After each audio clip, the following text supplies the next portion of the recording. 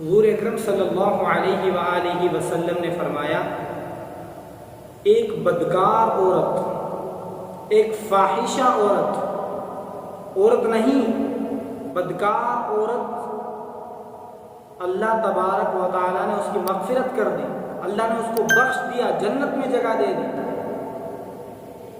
یاد رکھنا، فاحشہ اور بدکار عورت کو اس کی مغفرت کی وجہ کیا بنی؟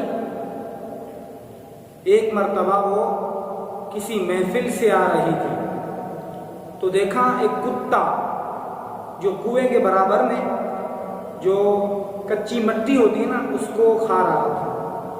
اس کو بے حد پیاس لگی اور وہ پیاس تک پہنچ نہیں پا رہا تھا، پانی تک پہنچنے کی کوشش کر رہا تھا لیکن پہنچ نہیں سک رہا تھا۔ تو اس عورت نے دیکھا کہ قریب ہے کہ یہ کتا پیاس کی وجہ سے مر جائے، تو اس نے اپنا موزہ اتارا، اس موزے کو دوپٹہ جو ہوتا ہے دوپٹے میں باندھا اور کنویں میں بھیجا، کنویں سے پانی بھرا اور اس کتے کو پلایا، تو کتا صحیح ہو گیا، چلا گیا۔ اور اللہ تبارک و تعالیٰ کو یہ عمل اتنا پسند آ گیا کہ اللہ تبارک و تعالیٰ اس فاحشہ عورت کی بخشش کر دی۔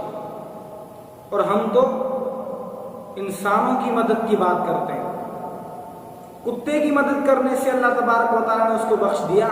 ہم تو کہتے ہیں کہ جو سیلاب زدگان ہیں ان کی مدد کرو، ان کو راشن دو، کسی بھوکے کو کھانا کھلانا کتنا بڑا ثواب ہے۔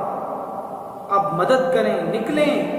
کتے کی وجہ سے اللہ تبارک و تعالیٰ فاحشہ عورت کی بخشش کر رہا ہے، کیا ہم انسانوں کی خدمت کریں گے؟ اللہ تبارک و تعالیٰ ہماری بخشش نہیں